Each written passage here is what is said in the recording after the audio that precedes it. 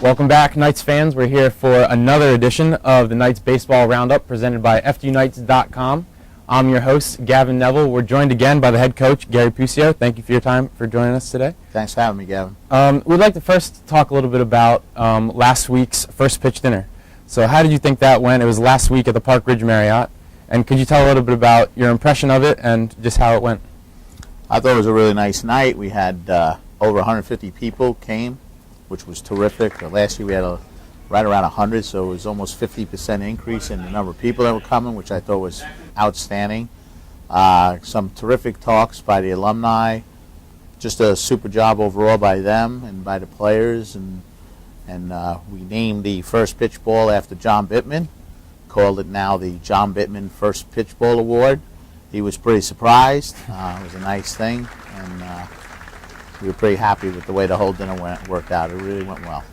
The big news coming from the dinner is that the first pitch will go to freshman Brendan Butler. Could you talk a little bit about why you decided to go with Brendan and how he has developed so far as a pitcher?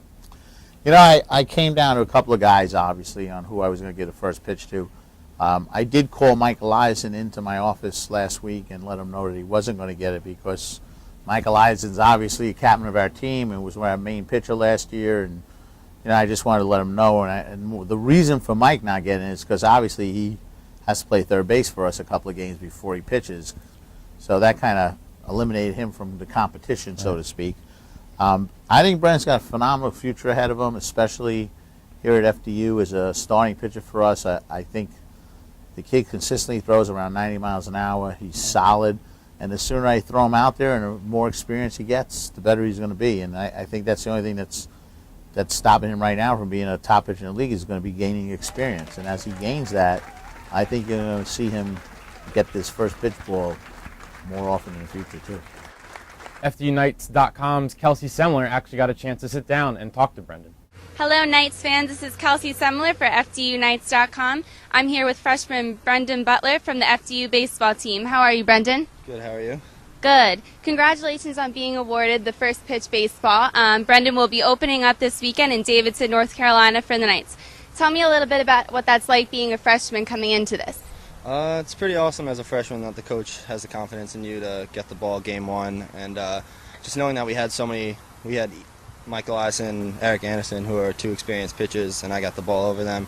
It's pretty exciting, but hopefully I can come out and throw strikes and get a win for us. Now, the FDU Knights this year, you guys are a fairly young team. You have many freshmen. Can you tell me a little bit what that has been like preparing for this? It's pretty awesome how we have so many young kids thinking about the future and that we're going to be pretty good when we're older. But right now it's just getting over those young mistakes that we may make. But if we get over the learning curve, like Coach says, then we should be pretty good this year because we have the captains to lead us.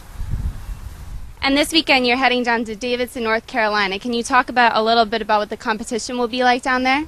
Well, going down to North Carolina, so I usually know those southern teams are pretty good, like Davidson, and I don't know much about Lehigh, but they play in a pretty good conference, the Patriot League, so hopefully we have some good competition. We can come away with some wins.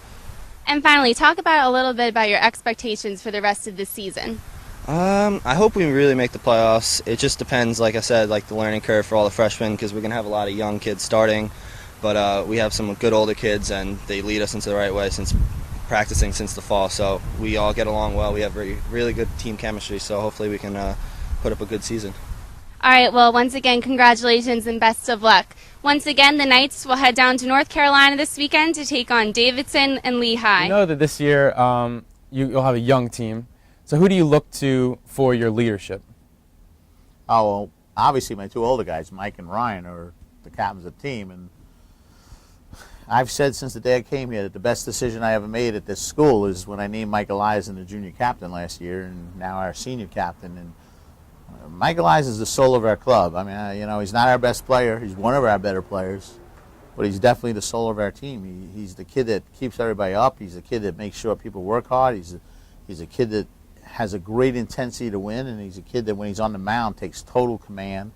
And obviously Ryan Kresge is the best player on our team and clearly a terrific hitter and one of the top 10. As I said the other night at the dinner, I mean, I've been doing this almost 30 years, and Ryan Kresge to me is one of the top 10 players I've ever coached in my career. So the two of them are just outstanding leaders on the team. They really are.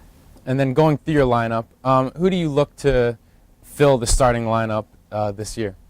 You know, we still got some decisions to make. We're still not 100% sure about a couple of things. So I don't know if I'm ready yet to tell you exactly a starting lineup, because it's also affected by our pitchers. Right. When Eric Anderson, obviously, was a first baseman, pitches for us, that affects who's playing. And when Michael Eisen's on the mound, obviously someone else has to play third. So we're still not 100% on a couple of things. I can tell you that Jordan Ritz is going to lead off for us. That we're pretty much locked into. Ryan's going to bat third, and Eric Anderson will bat cleanup. Eric Anderson's a terrific hitter and a very solid player for us, who also is a major player, a big-time pitcher for us and a big-time hitter for us. So that much I know right now. I know it's kind of weird to say that with only a couple of days before the season starts. Right. We have a good idea of things, but we're not 100% yet on some of it.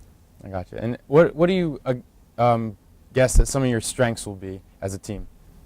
I think we're going to play very good defense. I mean, I've challenged them to be top 50 in the country in fielding percentage. I believe we're not going to beat ourselves. You know, and again, young pitchers, you hope they won't walk people. But as far as defensively catching the ball, right, we're going to catch the ball. We're going to hit cutoff men's. We're going to do the right things as far as all of that stuff. Okay. And then for any team, and at the start of the new season, there's always things that you can improve on. So what are kind of the things that in these early games you want to see the team improve? You know, I don't know if improve is the right word as much as gain experience. I think one of the things you're going to find with young kids is, especially 16 freshmen, they're going to be inconsistent. You're going to have a kid go 3 for 4 one day and maybe go 0 for his next 6 with 5 strikeouts, where the Mike Eliasons of the world and the Ryan Kresge's of the world and the Matty Holtzmans of the world and J.T. Sherber and Eric are more consistent because they've been around for a while. Mm. So they kind of, you know, they know their game, you know. So if you don't get their A game all the time, you're probably getting their B game. Freshmen, you're going to get an A game one day, and you're going to get an F game one day. Right. So, you know, and you don't know which day is which. Or, you know, the key is to try to get 3 or 4 freshmen to have at least C games so that we have a fighting chance. And again, one of the things I told them the other day is nobody can teach you experience. You know, we can teach you to hit. We can help you with that. We can teach you to feel. We can help you with that. We cannot teach you to be experienced. And the only way you're going to get that is by playing. And you know, I've said this all along, and I've said this to them. Second half of the season is going to be better than the first. It's just the way it's going to be. Who in practice so far has kind of impressed you, maybe stepped up and impressed you more than you thought that they would? There's a couple of guys that have really kind of stepped to the forefront. Andy Calisi, who's going to do the 7th inning for us right now. He's been fairly sharp most times out. I know Snyder had a tough outing in the little scrimmage we had last Friday, but for the most part, he's been a pleasant surprise. I think he's going to do well for us. A couple of the guys, I mean, we kind of expected a lot from the people we brought in. Right. I think you would say Jordan Ritz, as much as I liked Jordan Ritz when I saw him play and I knew I wanted to recruit him, I know I spoke to my coaching staff about not batting him leadoff right away because he was a freshman and giving him some time to develop. But, you know, what I've seen of him, we're going to bat him leadoff, and we're going to see how it goes. Right. So then, I know every year you set goals.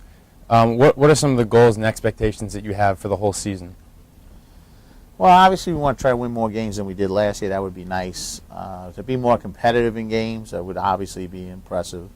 And I know the league picked us last, but we put last place in the rearview mirror last year, and I like to think this team's better than last year's team, if for no other reason that we have 27 players as opposed to 17 to deal with. Right. So, you know, I don't expect to be last, and I certainly don't expect to be last ever again. So that's one of the things that's an obvious goal. And, of course, your ultimate goal is to be a playoff team, because once you make the playoffs, everything starts over. Now, are we good enough yet? I don't know. You know, I'm not going to sit here and say we are, because we're young, and you never know what that youth brings. And it could be a 20-game losing streak. I can't say yet. But I believe in these guys. I believe they're going to only keep getting better, and I believe that they will make a difference as time goes on. When I became the coach of Manhattan, I kind of did the same thing and brought in a whole bunch of freshmen. And I lost with them the first year. Mm-hmm. But by the third year, you know, my shortstop was a 3-time All-MAC shortstop, and my center fielder was player of the year in the league, and all of a sudden we were winning 20 games and in contention. So, you know, you got to let them grow and let them develop. And obviously, we probably made a mistake on a couple of them too. So it works both ways. So with your young team, kick off the season obviously this weekend against Lehigh and Davidson.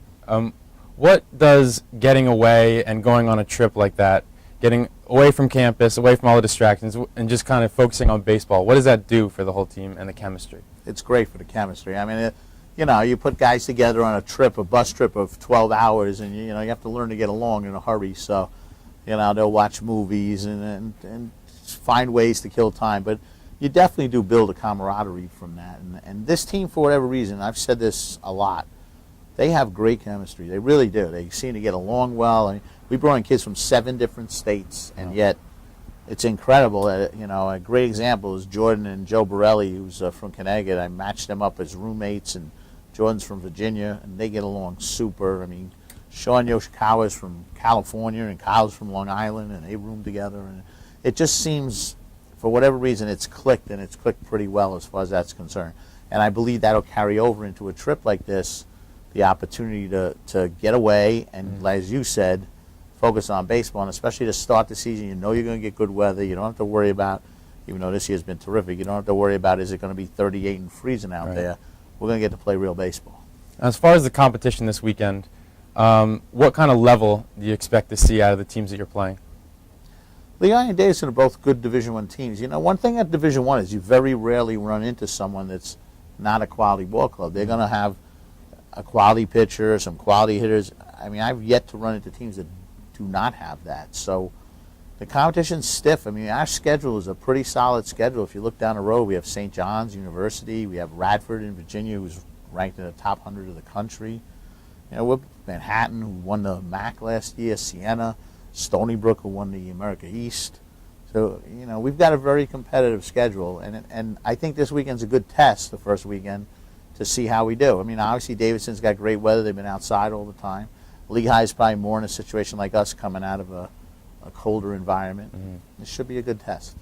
And then for the opening tournament, how important is it for you to get wins and put up runs, or do you kind of look at it as it's the first tournament, we want to get our feet wet, we just kind of want to play the right way? How important is it to get the wins? You kind of hope you can do a little bit of both. I mean, obviously, winning's important, and winning's the ultimate goal. But, you know, one of the things I told my guys is Stony Brook had 41 wins last year. They still didn't get an at-large bid.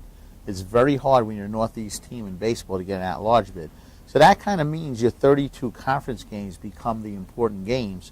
And the other games are kind of scrimmages to the degree of if you have an opportunity to develop some younger kids, you're going to do that, and to go over mistakes and try to, you know, play with lineups and do different things to see what might work a little better. So it's a feeling out period, but I think it's important to also get some W's. And hopefully, you know, obviously I'd love to come back 3-0, but I'm not going to be totally disappointed if I don't. Gotcha. Well, Coach, we appreciate you taking the time to meet with us on the Knights Baseball Roundup. And one question is, where can I get a jacket like this? I really like it. Yeah, these are outstanding. This was donated by an alumni of our program, and he actually bought it for the entire team, which is absolutely phenomenal. And we got a great alumni association. They showed their support at our first pitch dinner. They showed their support with Adopt a Player and with things like this. I mean, I can't say enough about how supportive the alumni have been, and this is just another example of that. So I'll see if I can get you one. I'll work on that. That'd be great. Thank you, Coach. We appreciate the time this week. Thank you, Gavin. Appreciate it as well. And we'll check back next week when we review the weekend that was and look ahead for a preview of the following games.